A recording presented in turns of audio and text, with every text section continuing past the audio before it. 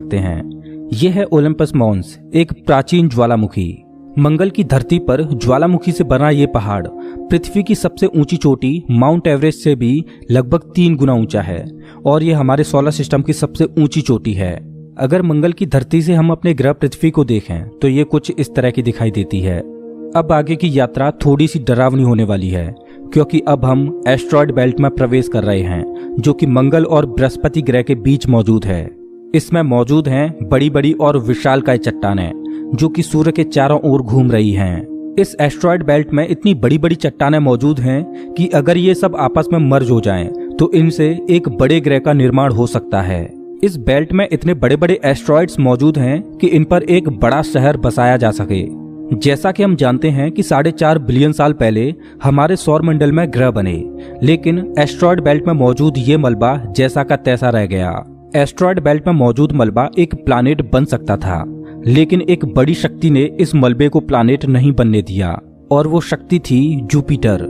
Jupiter की high gravity ने asteroid belt के एस्ट्रॉयड्स को प्लैनेट नहीं बनने दिया। जुपिटर हमारे सोलर सिस्टम का सबसे बड़ा प्लैनेट है और इसके ढेर सारे चंद्रमा हैं।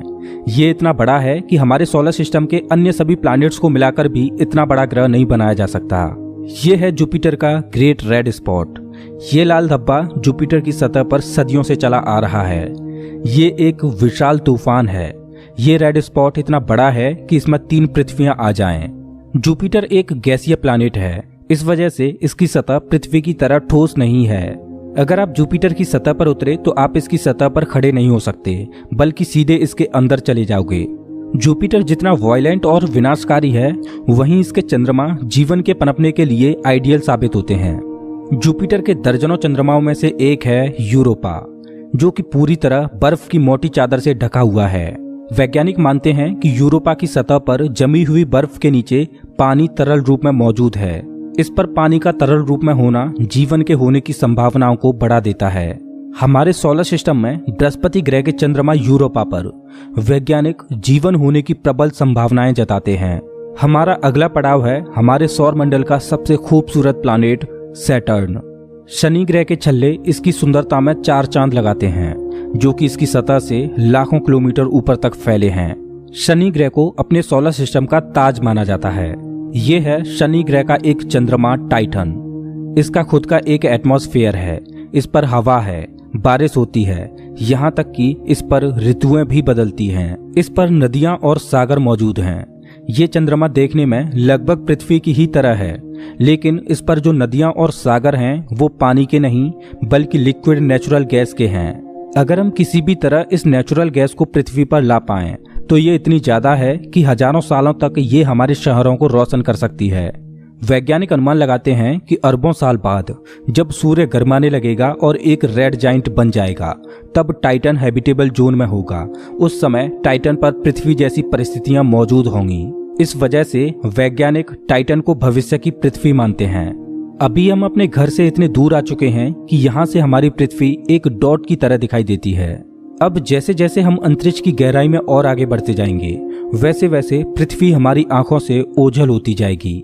हमारा अगला पड़ाव है यूरेनस। प्राचीन समय में यूरेनस और नेपच्यून के बारे में कोई भी जानकारी नहीं थी, जब तक कि टेलीस्कोप का आविष्कार नहीं हुआ। हमारी सौर व्यवस्था का सबसे आखिरी प्लैनेट है नेपच्यून। हमारा सोलर सिस्टम बहुत बहुत बड़ा है, लेकिन नेपच्यून के बाद भी हमारा सोलर सिस्टम खत्म नहीं हो जाता। अपने सोलर सिस्टम की गहराई में हम आगे बढ़ते हैं तो हम पहुंच जाते हैं कुइपर बेल्ट में, जो पिछली एस्ट्रॉयड बेल्ट से 20 गुना चौड़ी और 200 गुना ज्यादा फैली है। ग्रहों की लिस्ट से बेदखल किया जाने वाला प्लूटो भी इसी कुइपर बेल्ट का सदस्य है। कुइपर बेल्ट में एस्ट्रॉयड बेल्ट से भी ज्यादा बड़े बड़े ऑब्जेक्ट्स मौजूद हैं, जिनकी खुद की ग्रेविटी की वजह से इनके चंद्रमा भी हैं। चलिए कुइपर बेल्ट को पार करके आगे चलते हैं।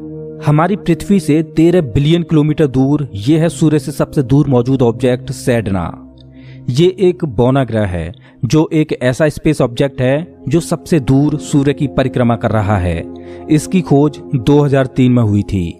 ये सूर्य की एक परिक्रमा 10,000 सालों में पूरी कर पाता है। चलिए अब अपने सोलर सिस्टम से बाहर का रुख करते हैं। अभी हम इंटरस्टेलर स्पेस में प्रवेश कर चुके हैं। देखिए देखिए, अंतरिक्ष की गहराई में ये क्या ट्रेवल कर रहा है। ओह, ये तो वॉयेजर 1 स्पेसक्राफ्ट है। यही तो इकलौता स्पेसक्राफ्ट है जो कि इंसानों द्वारा बनाई गई सबसे दूर मौजूद चीज है। ये पृथ्वी से अब तक 19 अरब किलोमीटर दूर जा चुका है। इस स्पेसक्राफ्ट ने अंतरिक्ष के काफी सवालों से पर्दा उठाया है। ये बंदूक से निकली बुलेट से भी 20 गुना तेज ट्रेवल कर रहा